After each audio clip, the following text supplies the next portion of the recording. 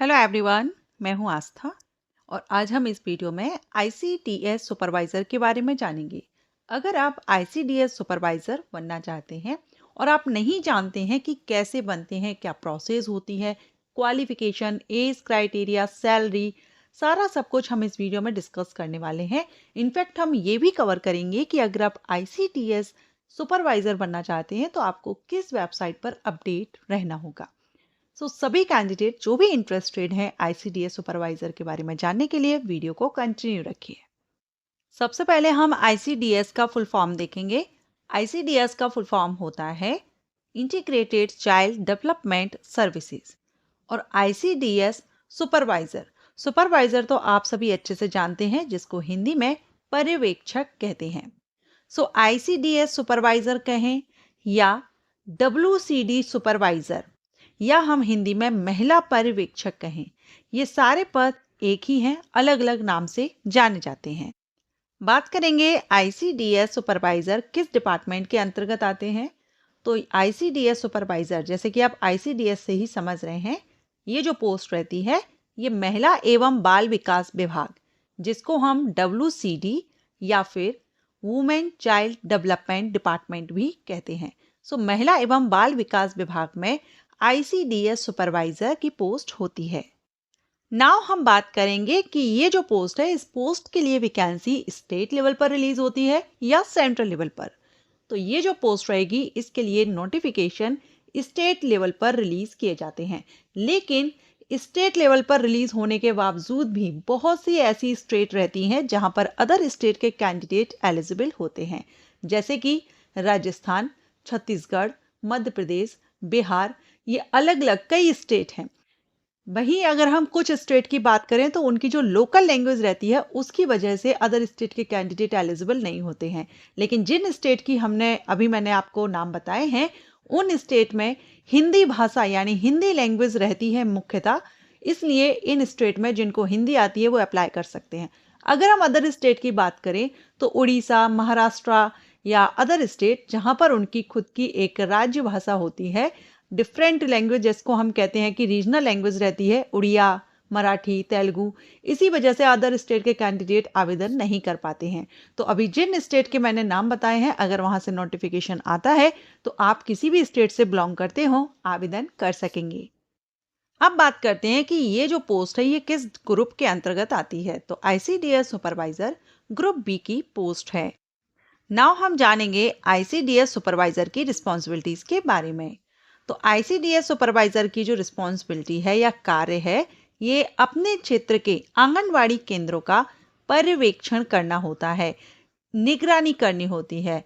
यहाँ तक कि जो आंगनवाड़ी कार्यकर्ता होते हैं उनको प्रशिक्षण देना, गवर्नमेंट स्कीम जो डब्ल्यूसीडी डिपार्टमेंट या मिनिस्ट्री के द्वारा रिलीज की जाती हैं, गवर्नमेंट के द्वारा जो स्कीम्स रन की जा रही हैं, उन स्कीम्स को लागू तो गवर्नमेंट कर देती है, लेकिन इनका कार्यान्वयन ठीक से चल रहा है या नहीं, ये यहाँ पर देखा जाता है। जैसे कि पोषण से रिलेटेड हुआ, हेल्थ से रिलेटेड या एजुकेशन से रिलेटेड, मींस महिला एवं बालक, बच्चों और महिलाओं से जुड़ी हुई जो स्कीम्स होती हैं उनका कार्यान्वयन ठीक तरीके से हो रहा है या नहीं, ये इनको देखना होता है, सुनिश्चित करना होता है।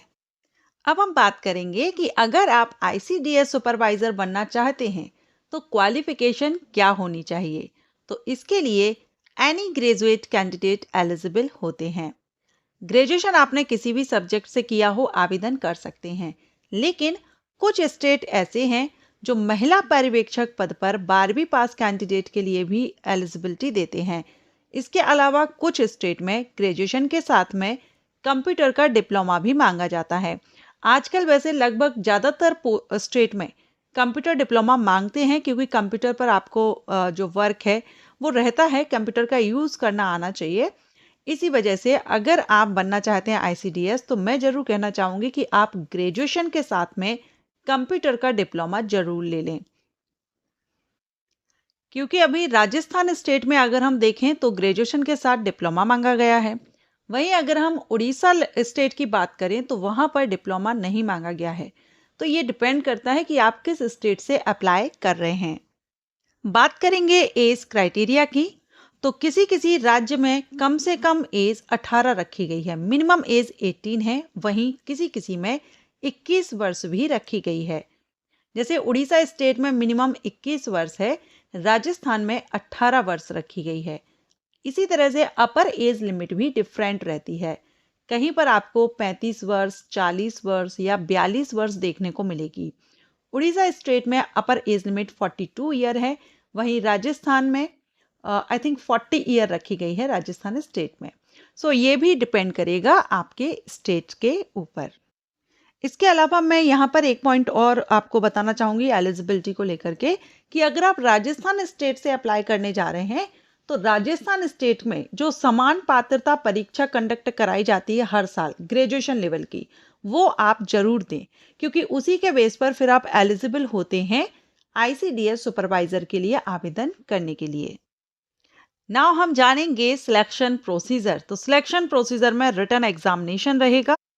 रिटन एग्जामिनेशन आपका MCQs टाइप होता है, 100 क्वेश्चन 100 मार्क्स के रहते हैं और ये OMR बेस्ड या फिर कंप्यूटर बेस्ड हो सकता है, जिसमें आपसे mathematics, general studies, English, computer और रीजनल रीजनिंग, इसके अलावा आप यहाँ पर देख रहे हैं ओडिया लैंग्वेज दी गई है, तो ये ओडिशा स्टेट के लिए है। बाकी अगर आप राजस्थान से हैं तो हिंदी भाषा आपकी ऐड होगी, या अदर किसी स्टेट से हैं वहाँ की जो रीजनल लैंग्वेज रहेगी वो आपसे पूछी जाएगी।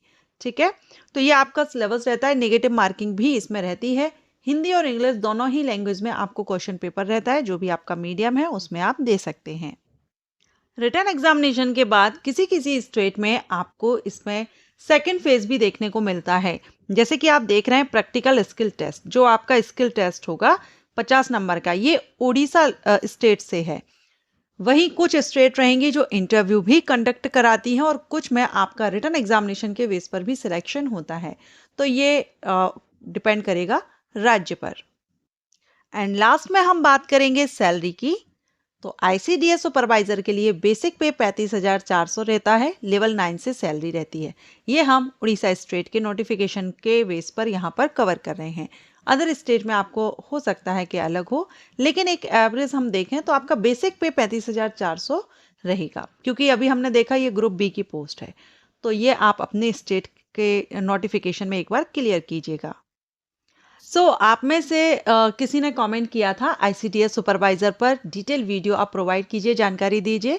तो अगर आप ये वीडियो देख रहे हैं या देख रही हैं और आपको ये इन्फॉर्मेशन अच्छी लगी हो, सारे पॉइंट्स मैंने आपके इस वीडियो में क्लियर किए हैं।